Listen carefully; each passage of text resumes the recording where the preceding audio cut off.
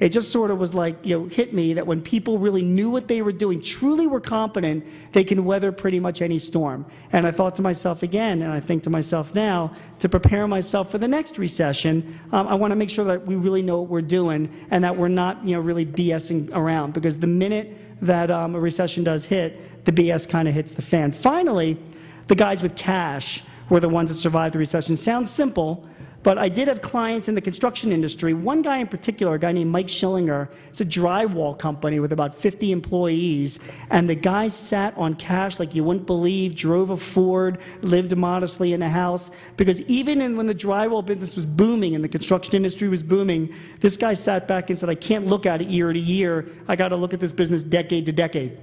And sure enough, when the business was drying up, no pun intended, over the past couple of years, his cash really saw him through, and he's a survivor. So the people that kept in cash, they were the ones that survived. And I got news for you, the guys that did have cash were able to make great deals on real estate, great deals on product, great deals on equipment. They really owned it. So again, I always want to make sure I have lots and lots of cash in my business, and I don't kind of throw a lot of it away. Of course, I've got 3 kids going to college in a few years, so that could be a different situation. Next question. So I said, who did survive? Those who were lean and mean. Those are the guys that survived the recession. I am never, ever going to forget that again. And I'm going to make sure that's in my mind when the next one comes along. Question number 2. Does the stock market really matter? I asked myself. For years, I always thought to myself, like, the stock market is just out there. Does it really matter? Does it really make a difference? Does it really have any impact on our lives or on our business lives, And I tell you when it hit me. It hit me around this point. See down here, this is consumer confidence. And you can see that consumer confidence, I'm sorry for all you guys over there. Hey, look, it goes that far too.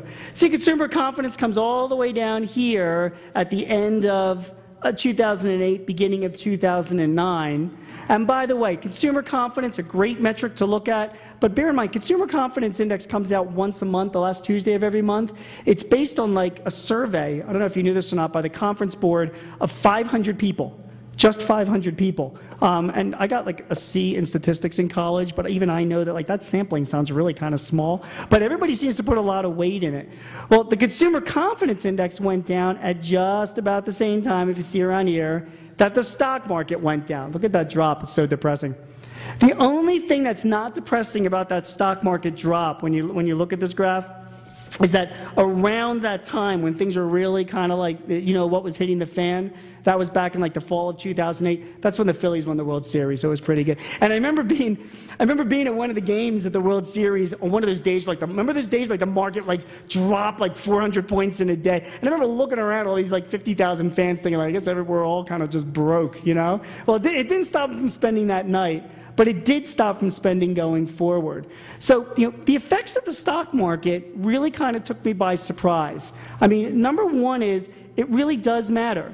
Clients were not buying my products like they used to because they had the stock market was down. I mean, the stock market affected their purchasing decision. People felt less wealthy. They didn't feel like spending the money. So all this time I was saying to myself, like, oh, the stock market doesn't matter. It really matters to a business owner. So, that's a lesson that I learned. Another lesson I learned about the stock market is people could not borrow and they could not invest because all of their collateral was significantly, went down as well as their stocks went down. So that also kind of impinged them from growing their businesses. Retirement savings went down because of the stock market.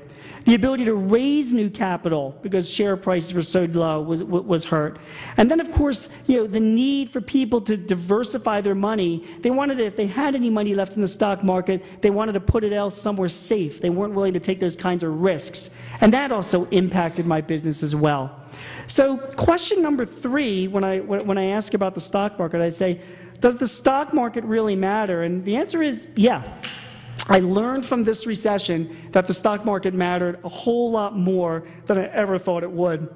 And that's something I'm going to remember when the next recession comes along. The next question that I asked for myself, I asked, does government intervention really work? Does it really make an impact? Now, you're talking to like a right-of-center kind of guy. I've always thought like, oh, small government, pro-capitalism, free markets, let everything go the way that they, the way that they go, and to heck with government intervention. So, I had a lesson that I learned during this recession as well about government intervention. So let me share with you some money there. This is the money supply that's been going up and up and up and up in 2009 and 2010.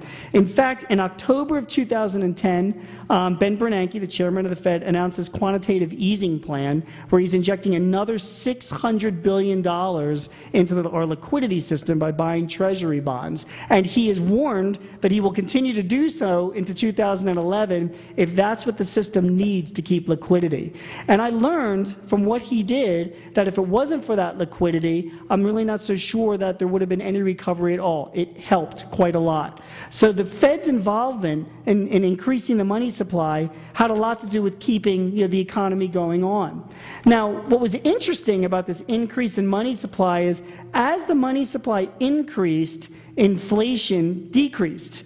And for all of us who studied economics, and I did study economics in college, this was the exact opposite of what I learned. When there's like a lot of money that's out in the system, it devalues the money, and therefore it increases inflation. But there was a reason for that. The Fed put a lot of money in the system, but people, these are the banks right here, they had the availability to get to the money, but they held on to it. They didn't loan it out. So where we stand right now, and this is this graph, although it's 2008, the actual lines here have gotten wider of loans that are available to banks versus what they're lending out. What's happening now is that the banks have a bunch of loans, a bunch of money out there for them to lend out. And if they start doing that in 2011, then the Fed, if they don't react quick enough, are going to be looking at significant inflation. So the Fed has this balancing act that they've got to do this year. They've got to make sure that as banks are lending the money out, the Fed increases its interest rates, so it makes it more expensive, which kind of reins them in a little bit. If they don't do that, we could have significant inflation going on in 2011 because they're sitting on a pile of money to lend out right now. So, I thought to myself that all of that liquidity was great, but it really does need a central bank to keep a really close eye on what's going on because, they turn on one spigot without turning on the other, and you could really have disaster coming along. So again, the central bank's importance in the economy and the recession really kind of hit home. I'll tell you something else kind of hit home. TARP. Right? So that's the Troubled Asset Relief Plan. That is where the Fed and the Treasury jumped in, as most of you probably know, to really rescue some banks, some select banks, from going under, like AIG, and even some private companies like General Motors.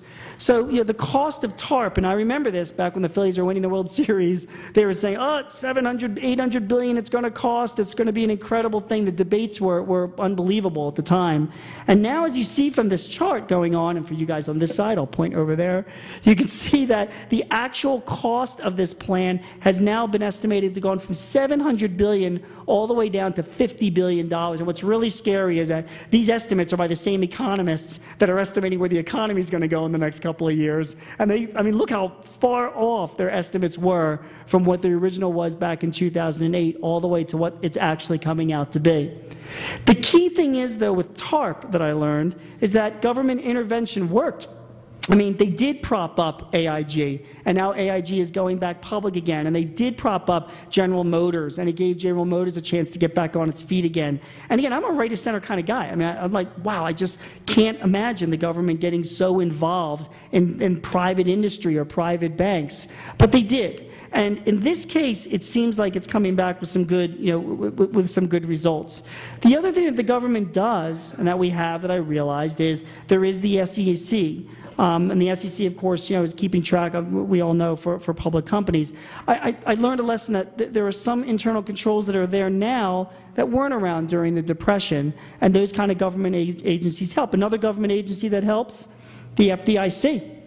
These are bank failures per year over the past decade, and you can see that we've skyrocketed in 2009 in bank failures, and they're expecting a similar amount this year. And I do think to myself, wow, we didn't have that back during the Depression. That's kind of, pretty scary back then. Now we have the FDIC, so, that's a good thing.